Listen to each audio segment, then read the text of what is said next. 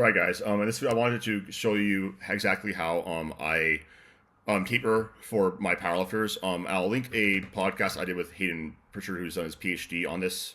But I kind of went over like my style of tapering and how I do things. I wanted to just show exactly what this would look like for my client Liam, who is now 2 weeks out from his meet. He's in his actually is going into his heavy speed of training right here.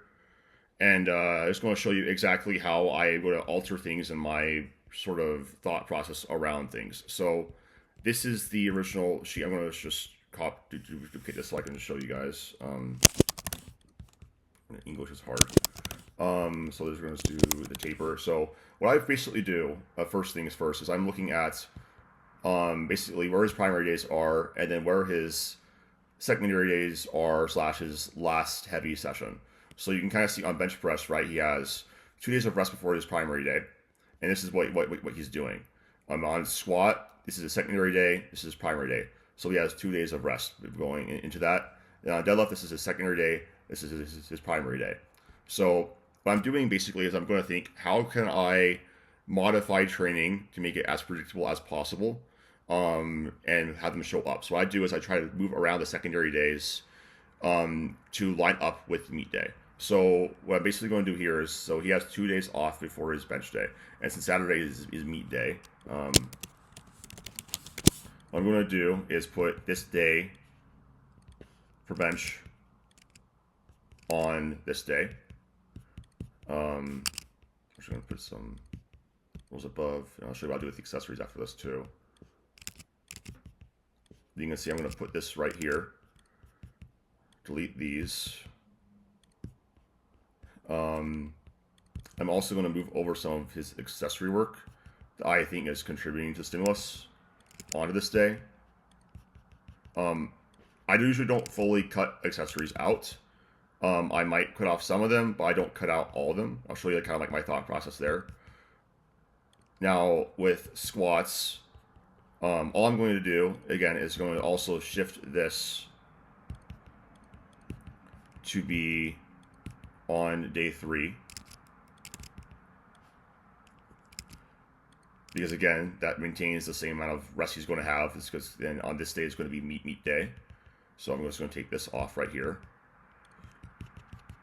This is actually just going to turn into a rest day in general too, so I'm just going to put that as a note.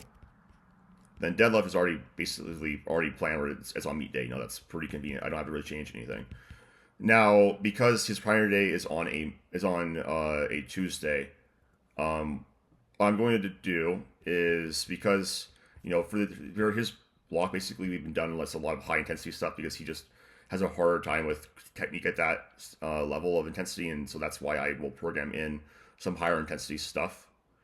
For some lifters, it's just a way to make progress for them too. What I'm going to do is basically keep intensity the exact same, give them a similar range. I'm going to keep volume the exact same too, and most of the volume reduction is going to come from this day, as far as just having a 2x4.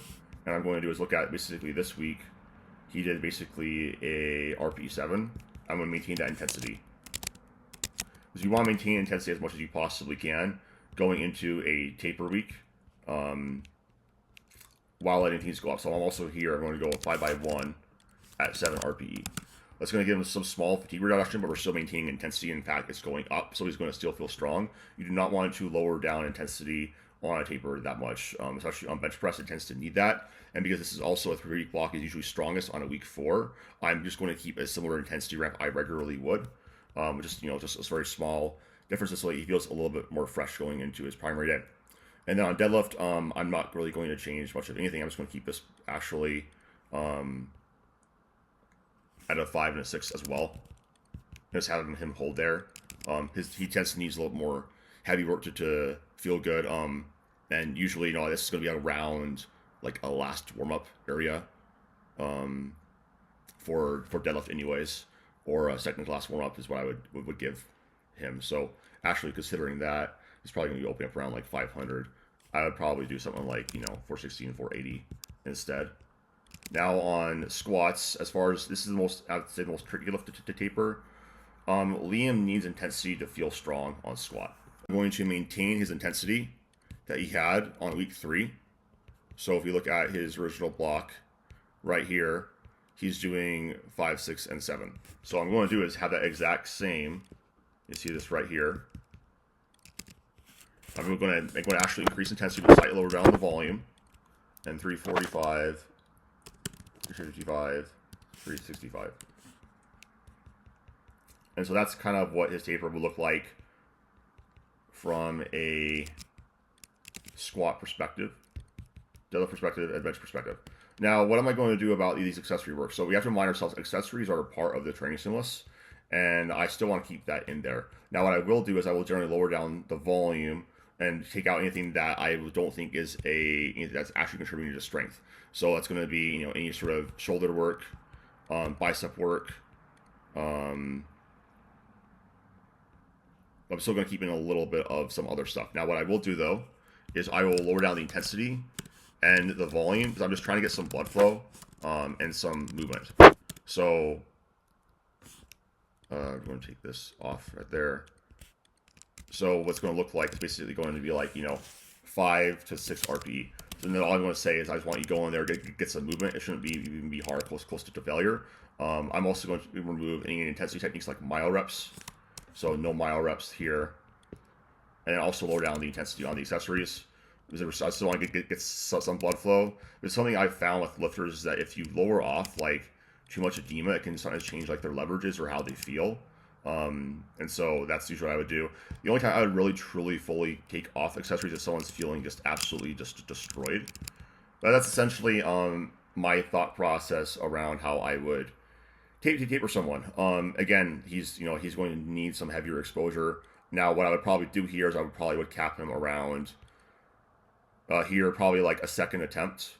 So like, we kind of figure out that. So let's say if we're planning on like 253 for his meet, and a second attempt, I want it to be heavy but not too heavy. We're probably going to go around to 42. So that's an example of like my thought process around that. I kind of think of things as like basically bench press, either a first or a second attempt depending on who the lifter is and how fatigued that they are, whether their bench press is later on in the week. Because he has his bench press earlier on, I want to maintain some intensity, so I'm getting a little bit more of a higher intensity exposure, so you kind of carry that over. But that's why I'm also tapering off the volume slightly here and the intensity right here, so he can kind of feel a little bit stronger. On deadlift, I usually think about going up to about a last warm up or a second class warm up, and then squatting. I will basically just maintain intensity or slightly increase it while lowering down the volume very slightly. This is basically how, just a build taper, basically. Instead of having, like say a 4th week and then you have a taper, this is like, more of a build into the meet strategy. And this is sort of what I will be doing more often with all my lifters. I find it tends to work better. It's more predictable because if someone's already, like an X amount stronger on their week 4, this maintains that level of performance and expectation is just a lot more predictable. So this is how I prefer to taper. If you guys have any questions about this, ask me down in the comments below. If you guys want to get stronger, get your dream physique, and achieve elite performance, that's what my program is designed to do. I'm going to show you exactly how to reach your genetic potential with your muscle and your strength goals while staying lean the entire time. So if that sounds interesting to you, click the link down below to apply for coaching. Reach out to me on Instagram, Adam D. Peeler, with the word ready. I'd love to hop on a call and see if you're a good fit for the program.